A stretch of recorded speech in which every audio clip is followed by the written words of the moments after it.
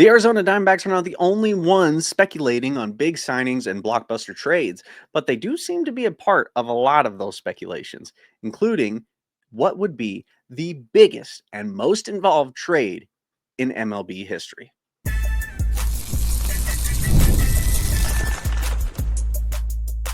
You are Locked On Diamondbacks, your daily Arizona Diamondbacks podcast, part of the Locked On Podcast Network, your team every day. What's up and welcome to the Locked On Diamondbacks podcast, part of the Locked On Podcast Network, now the #1 sports podcast network. I'm your host, Daynen Biggs. Today's episode is brought to you by Game Time. Download the Game Time app, create an account, and use code LOCKEDONMLB for $20 off your first purchase. It is officially December. Oh my goodness, super exciting. Not really so much for baseball time, and also not really so much for football if you're a Cardinals fan, as they did get eliminated yesterday. But we're not a Cardinals podcast, are we? We're a Diamondbacks podcast, so we will talk about baseball disappointments, not football disappointments. No, but I'm excited and interested to see where the Cardinals go from here, because they're definitely, you're talking about a team who's in a rebuild phase. That's what you're looking at. But I am not going to speak to that. I am not an expert in the Cardinals. I like the Cardinals. I'm a fan of the Cardinals. I don't think I watched a single game of theirs this year, because by the time I would have started watching, it was already clear what was going on. So I just kind of didn't. I follow recaps, but that was about it. So if that says something about me as a Arizona sports host, then that probably says a lot. But I don't know. Anyway, today we're going to be talking about not the Cardinals, but and also not the fact that it's December and it's finally getting cold in Arizona, which is super exciting. Kind of getting a little bit chilly. I think it got to the 50s the other day, so it's basically freezing. I mentioned that my dad and my took my daughters out camping into his backyard, and he just about froze to death because it hit 50 or something. So if you're listening to this and you're not in Arizona or from Arizona, you might find that quite funny, but it's true. It's true. Anyway, today we're going to be talking about a very fun and a very fun trade potential proposal that obviously is not to be taken super seriously, but it was I found it to be very, very fascinating, actually, and it ends up giving the Diamondbacks something pretty interesting for something that kind of, I think, is a fair trade. And while I don't think that this specific thing will happen, I think it does. It has made me go, oh, okay, I think I would accept that. Like that could work. So I wanted to bring it up here. I also want to talk about yet another trade proposal that involves Ketel Marte. This one from the Cubs, and I wanted to shout out the specific article and journalist that wrote this article, because they actually did it. One, it doesn't appear to be an AI generated article, which I very much appreciate. Apparently, that is not the normal anymore. And two, they did offer, like, they're like, here's what we would have to give up, and likely more. So I appreciated that. So I wanted to touch on that as well. And then we're going to talk about who could potentially be the next Zac Gallen or Brandon Pfaadt, Ryan Nelson of our organization. A little surprise acquisition that was made last season that could end up being a pretty big deal for the Diamondbacks here very soon. So let's get into it. Now, you see the segment list. Again, if you're just listening to this, imagine there's a segment list to the left and of the screen, and it's a 7-team trade proposal. Now a team typically will be like, team A will trade with team B and they'll exchange players, right? That's how that works. Sometimes you'll have a 3-team situation where it's like, okay, team A will trade to team B, who will trade to team C, but team C and team A are also going to do a trade, and it's going to be like they're basically throwing in all their tokens, and then they're pulling back out what they want, and if all 3 teams deem it a good deal, then they go for it. I think the record is 4 teams. 4 teams being involved in a single trade, I think, is the record. Anyway, so 7 teams is by far the most that would have ever been the case. So anyway, this article on MLB.com by Anthony Castrovince is titled 7 Ridiculous Trades We'd Like to See. And he starts it by saying, "You are allowed to yell at me for what you are about to read here, and many of you probably will. But the goal of this annual column is not to make friends. The goal is to make trades." So anyway, it's not necessarily meant to be taken super seriously, but I do think it brings up a lot of like interesting, a bunch of interesting thoughts. It's like, oh, okay, this is kind of interesting. This is fun. Okay, let's get into it. You ready? Now, the 7 teams are the Red Sox, Rangers, Marlins, Guardians, Phillies, Twins, and Diamondbacks. Okay, those are the 7 teams. Let's get into it. Let's start where we are interested with the Diamondbacks. Who are we giving up? The Diamondbacks would be getting rid of or trading away center fielder Alek Thomas and infielder prospect James Groover, who is currently our number 10 prospect. Very good, by the way. He's hitting over 300. His Groover, I mean, he's shaping up to be one heck of a player. He's in Double A, or yeah, he was in Double A this season. Batted a 309, looking real good. So that would be the toughest loss, to be honest. And but giving up Alek Thomas and James Groover. Okay, so that's who we're giving up. What are we getting in return? Well, the Marlins would be giving up their very own Sandy Alcantara. And he would end up with the Diamondbacks. Let's look at everybody else real quick. The Red Sox would get Jake Berger. The Rangers would get Ryan Jeffers. The Marlins would get Tristan Casas. We would get Sandy Alcantara. The Guardians would get Alec Bohm. The Phillies would get Alek Thomas and Guardians number 8 prospect Braylon Doty. And the Twins would get James Groover and the Guardians number 19 prospect Aaron Walton. So the Twins, who are definitely in a rebuild phase, benefit from this because they get some pretty darn good prospects.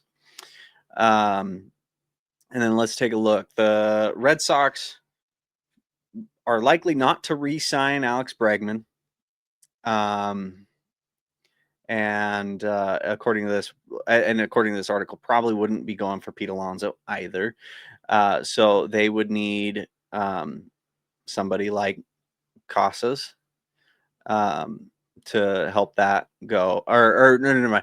They would like to get somebody like Berger, who struggled in Texas last year, but did manage to produce some pretty good offense and in a new area and coming off of a surgery, he could provide something real good for that.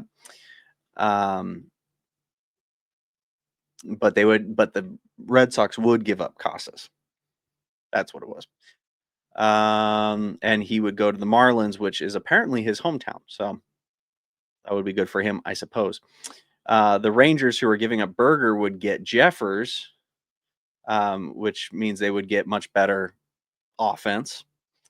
And the Marlins selling Alcantara, getting rid of Alcantara, who kind of came off of a meh year, would get Casas. Boy, this is all over the place. This is fun. Let's talk about some players we know that we're more familiar with. The Phillies would get Alek Thomas. They need defense in their outfield for sure, and they could use a little bit of reinvention with their roster. And Alek Thomas may end up being a good fit for them. And I honestly would not be surprised if we do dish out Alek Thomas and he goes somewhere else. I would not be surprised if he gets like this uptick in offensive production.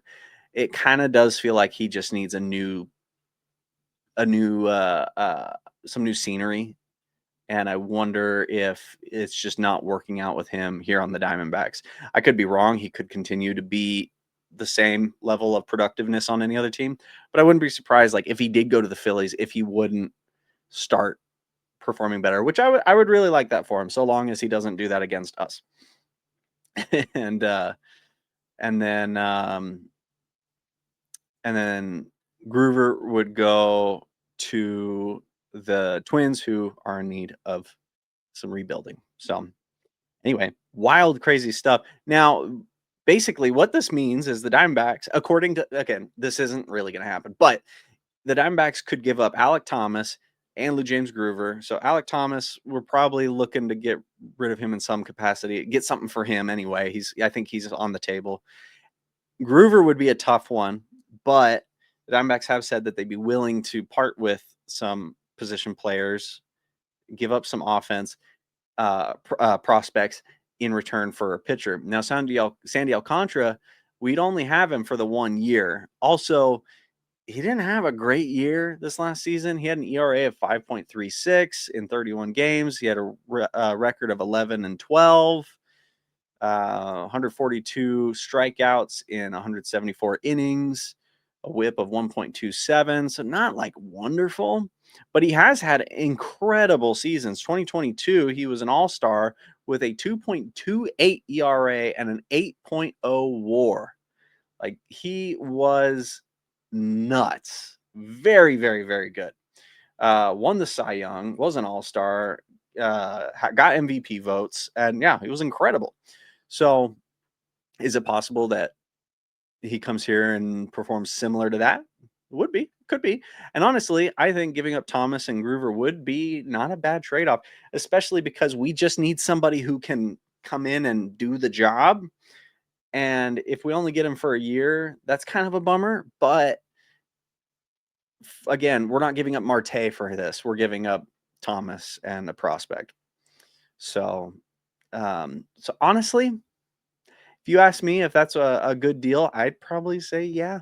Where the Diamondbacks are at right now, I think that would be a good deal. And if he plays the same that he did this last season, it's basically Eduardo Rodriguez, slightly worse in some ways, slightly better in some ways, which isn't great. I'm not gonna lie, but it's likely that he would do just a little bit better and could fill that hole until we get Corbin Burns back and some of our other players start hopefully developing and can get called up and get the chance there.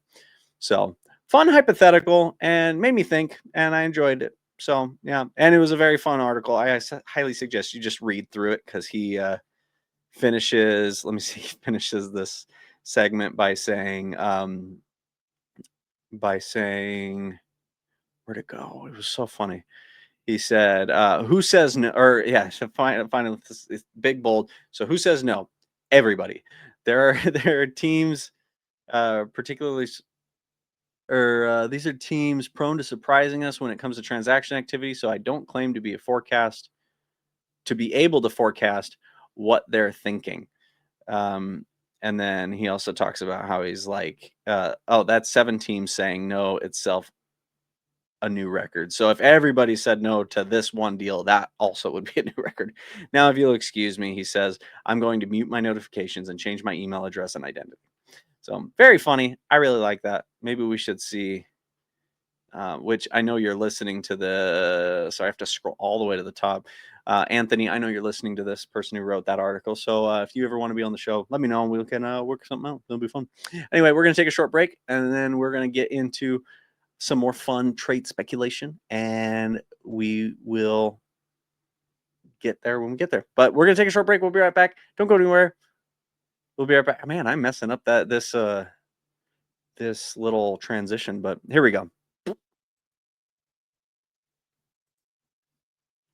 NFL Sundays move fast. One big play and suddenly everything feels different. That's what makes live betting with FanDuel so exciting. You're not just watching the game, you're reacting to it in real time. With FanDuel, you can place bets as the action unfolds. Every drive, every momentum swing, every highlight moment. Live betting is best when the game starts to shift. A receiver gets hot, a defense tightens up, or the momentum flips after a turnover. FanDuel lets you jump into the moment. Live spreads and money lines adjust instantly. Player props update as guys heat up.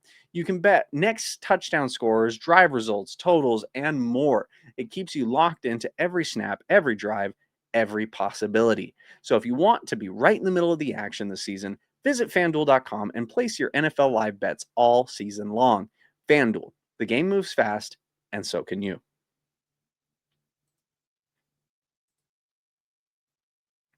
And we're back, and I wanted to say once again, thank you for making Locked On Diamondbacks your first listen of the day, and thank you for making Locked On the #1 sports podcast network. Now, the Cubs want Marte. Of course they do. Everybody does. I don't blame them. Marte's pretty awesome. And in an article written by Vincent Pensabene, hopefully I'm saying that right, for the ChicagoCitySports.com, I don't know the best way to say it. Shy City? Is that how you guys say it? That's kind of fun. ChiCitySports.com. In an article titled Chicago Cubs, Arizona Diamondbacks make perfect trade partners. Well, we'll see about that. Let's take a look. Now, Vincent says that pretty quickly, like he's like, okay, here's Marte, here's why he would be good on our team. But he pretty quickly jumps in to what they could be offering. Says there are going to be intriguing offers that teams can make in order to acquire the all-star second baseman, but the Cubbies should be in the mix for him. Chicago has names in their minor league system that could intrigue Arizona, with infielder Jefferson Rojas in Double-A or pitcher Jackson Wiggins in Triple-A. So there are minor leaguers who can give the D-backs the potential upside while not needing to pay as much in salaries going forward. He also does go on to point out, is like, Marte is not getting paid an extraordinary amount as he's entering his second year of his 6-year contract. So he's not saying that, that like that's the big thing, because it's not. I think it's funny when people are like, oh my gosh, the Diamondbacks don't want to pay Ketel Marte. They want to offload him so they can save money. He's not really getting paid that much for what he's giving us. Granted, like, I mean, if we did trade him and we didn't have to pay him, like that would free up a bit. Like that'd be kind of nice on the wallet, but not like, it's not like a game changer. But let's go ahead and look at who we're suggesting here, who Vincent is suggesting. So infielder Jefferson Rojas in Double-A. Now, Jefferson Rojas got the call up to Double-A. He was in High A for most of the season. Got the call up at Double-A in the last third of the season, and was batting a .278 in High A with an on-base percentage of .379 and a slugging of .492, which is pretty impressive. He had 44 RBIs, 11 home runs, and an additional 17 extra base hits in 299 plate appearances. So not bad stuff. Looking pretty good. And he's only 20 years old. Very, very young. Somebody who could very well fit into, I could foresee, like, if something like this were to happen, we wouldn't see him for at least 2 years. But he could prove to be a very good and impressive shortstop, second baseman, to kind of fill the role that maybe Marte had, or maybe by then Perdomo's moving into more of a designated hitter role, or he just becomes a utility guy, can play third base, can play outfield, whatever, but has good offense as well. So I don't hate this, but obviously this is not the only player in the mix. So let's look at the other suggestion, which is pitcher Jackson Wiggins.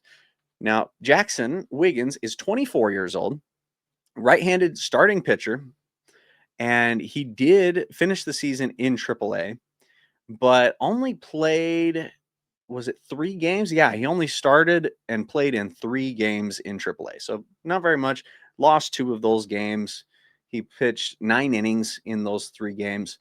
So it was very much, he got the call up. Let's see what he can do at the end of the season. Got some exposure, got some reps in AAA, which is very, very good. But got 14 strikeouts in those almost 10 innings. So pretty impressive. Only gave up 9 hits. Two of those hits were home runs, it would appear. 5 earned runs in those 9 2/3 inning. But the thing that really impressed me is in Double-A, he had a 1.93 ERA in 10 games, 42 innings. He gave up 22 hits in 42 innings and struck out 52 in 42. So very talented. Only 17 walks as well. So very, very good. And a whip of 9.929. And in High A, which he played a good deal of the season of the beginning of this season of 2025, very similar numbers. An ERA of 1.71, so far, I mean, even better. And struck out 31 in 26 innings, a whip of 0.987. This guy's good. Honestly, Jackson Wiggins, he's got some good stuff. So very exciting stuff. I mean, you're throwing him in there, I'm definitely listening. Now, is Wiggins and Rojas enough for Marte? No, not even close. And I think Vincent knows that. It doesn't sound like he's suggesting that would be the only thing that they would have to give up. But it's a really good start. Honestly, it's one of the it's actually a really darn good start. So who do we add to this to make the deal happen? I have 2 players. If you throw both of these guys in, if I'm Mike Hazen, you give me Rojas, Wiggins, and then these 2 players, you got a deal. Okay. I don't know that this would happen because it doesn't, from my research, from what I've looked into in the last 6 minutes of the Cubs, it doesn't look like Chicago has a crazy amount of depth in their pitching either. So I don't know that this would make a ton of sense for them. But here we go. You throw in these 2 pitchers, you got a deal. One, you throw in starting pitcher Cade Horton. He started 22 games this season, had an ERA of 2.67 with a record of 11-4. Very good stuff. He's very young still. He's 24 years old, and he won't be a free agent until 2032. So long time of control with him. Now, you would not give him up if you're building building everything around him. He did get 2nd place in Rookie of the Year, so I doubt that this would happen. So if you're a Chicago Cubs fan and you're watching this and you're like, heck no, I totally understand, because I wouldn't want to get rid of this guy either. But with the 2 prospects you started with, that's not enough. And we don't want position players in return for Marte. We want pitchers. So if you were to throw him in, then you got a pretty good look. Honestly, you could probably do him and the 2 prospects, and that, I mean, it'd be hard to say no. I could see it not happening still, but that would be the kind of deal that you'd get GM salivating over. I think that would be a pretty solid look. But I think if you really are serious and you're like, we need Marte, we're going to knock the socks off of Mike Hazen, then you also throw in Danielle Palencia. He is the Cubs closer. He's a free agent in 2031, so same time as Marte. And he has an ERA of 2.91 in 54 games, and he has 22 saves. The whip of 1.139. He's not the most lights out closer in the majors, which is why I feel a little bit less bad bringing this one up. But he is very, very good, and he would fit into the Diamondback system wonderfully. You have him, you have Horton, and then Wiggins, who may come up later into the season or next year. That's 3 great pitchers for an all-star second baseman. And I already know you're going to say, well, he's 32 years old and he's a second baseman. He's washed up. He's all done. No, he's not. He's fine. He's got lots of years ahead of him. And if you weren't interested in him, you wouldn't be asking.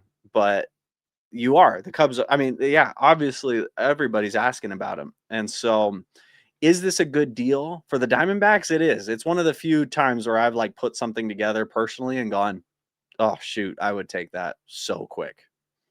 Even without one of these, even without Palencia, maybe without Wiggins, and you just have three others, or you take Horton out and you do, there's any three of these almost, I'm like, that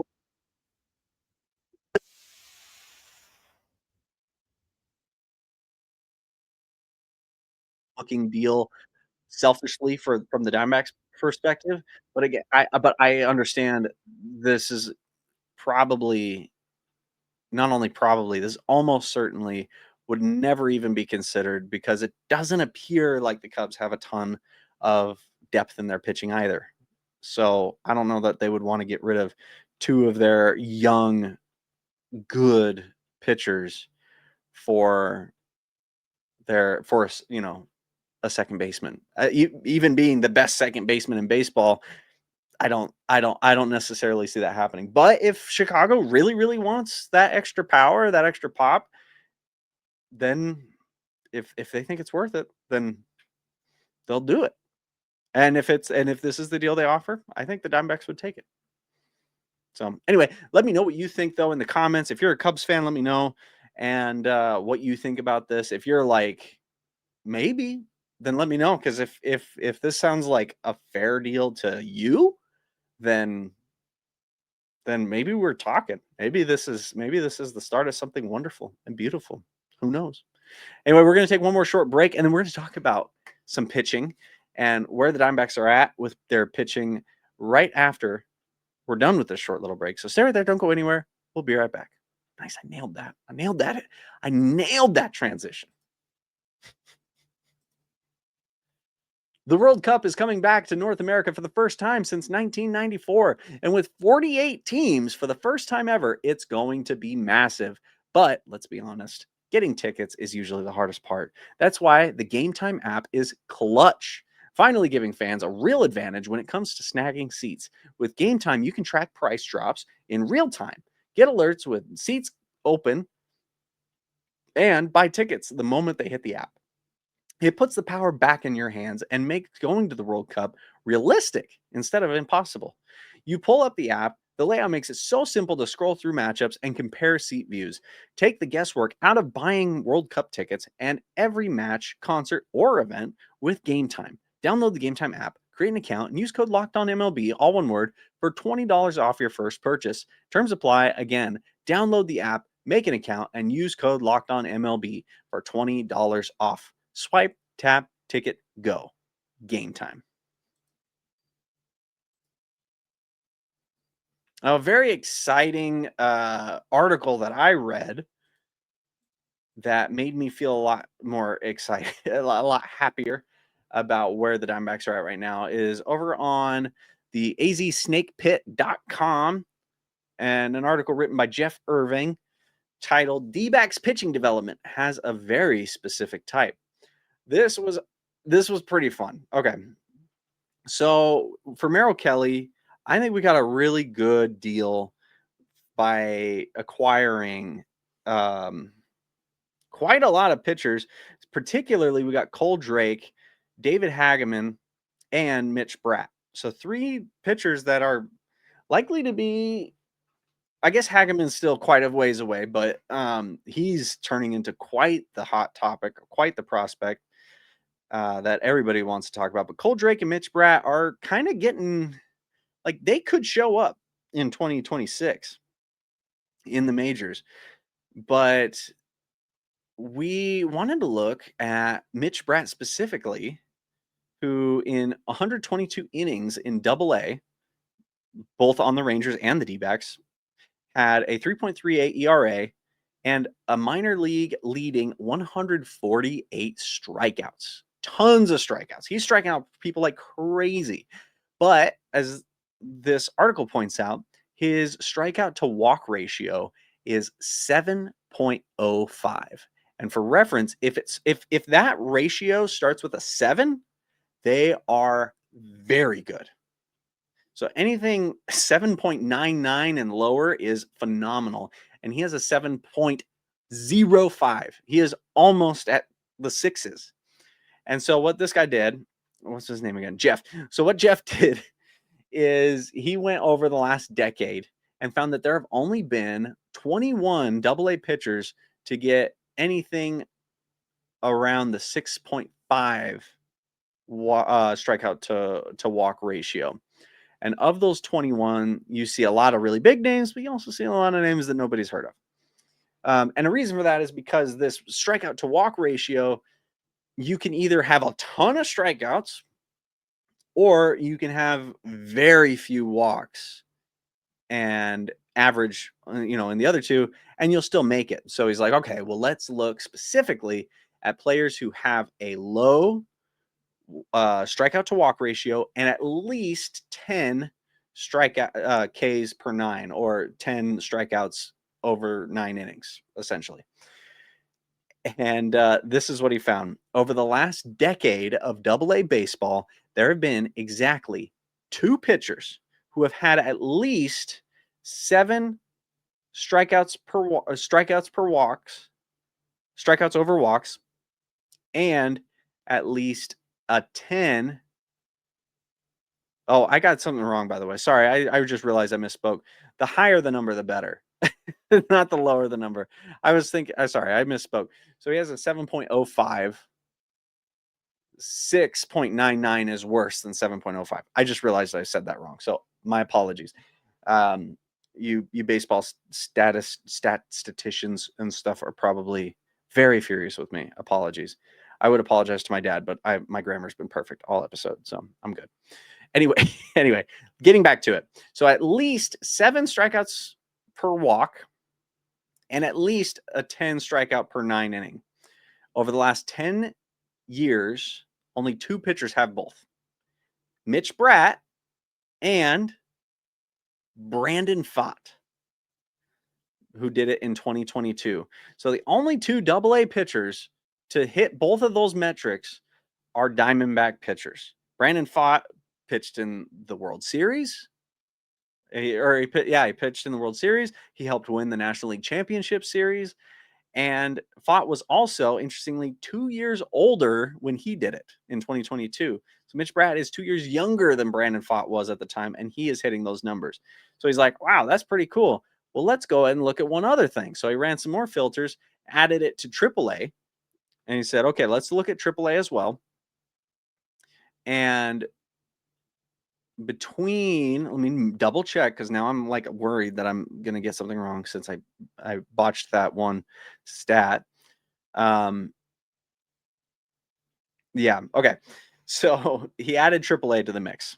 So how many pitchers in the last decade in AA and AAA have had at least 6.5 strikeouts per walk and at least 10 strikeouts per 9? And Mitch Bratt, Brandon Pfaadt, the 2 AA, and in AAA, only one, Zac Gallen. So 3 pitchers in 1 decade in the minors hit that bar, which what that tells me is that these 3 pitchers have the incredible ability to strike out a lot of batters because they have at least 10 strikeouts per 9, and they walk very few because they have the high strikeout count, and they walk 1 batter for every 7 strikeouts that they throw. So now Zac Gallen was acquired after he was in the minors, so that's not something that we can necessarily attribute. And Mitch Bratt was acquired this season, a good chunk of the season. He was in Texas. Brandon Pfaadt was homegrown, so I'm not necessarily. Jeff here comes to the conclusion that this is kind of a development, a pitching development thing. And maybe it is. Maybe that's something the scouts had been looking at and everything. But what this tells me is that we have Zac Gallen, we have Brandon Pfaadt, both who are the age of 23 when they hit those numbers, and Mitch Bratt, who is 2 years younger than them, is doing that as well. So that is huge promise and huge potential for Bratt. Now, Brandon Pfaadt had a really good 2023, a good 2024, not a great 2025. That could all change this next season. He could improve. He could continue to get worse. We don't know. But that tells me that we're likely to see Mitch Bratt appear in the majors in a pretty big capacity. Is he going to be an all-star like Zac Gallen? Or is he going to be kind of good for a few years like Brandon Pfaadt? I don't know. Maybe somewhere in between. But that gets me pretty darn excited. And that's a fun little fact that I was not expecting. This was quite the roller coaster of an article. So good job, Jeff Irving, and way to not use ChatGPT to write the whole thing, because that was very good. Anyway, you guys, thank you so much for watching. That is the show. Be sure to follow us on X, Instagram, Facebook, and TikTok at Locked On Diamondbacks. We're on YouTube as well as every other place you get your podcasts. If you want to see more of me, you can find more of my YouTube channels and projects at my website, slackshack.tv. Thank you for making Locked On Diamondbacks your first listen every day. For your second listen, find the Locked On MLB podcast, where there is no offseason. Sully keeps you up to date on contract negotiations, rumors, and everything you need to be the most informed MLB fan. Find Locked On MLB on YouTube or wherever you listen to your podcasts. Part of the Locked On Podcast Network, your team every day. Thanks again, and I will see you tomorrow.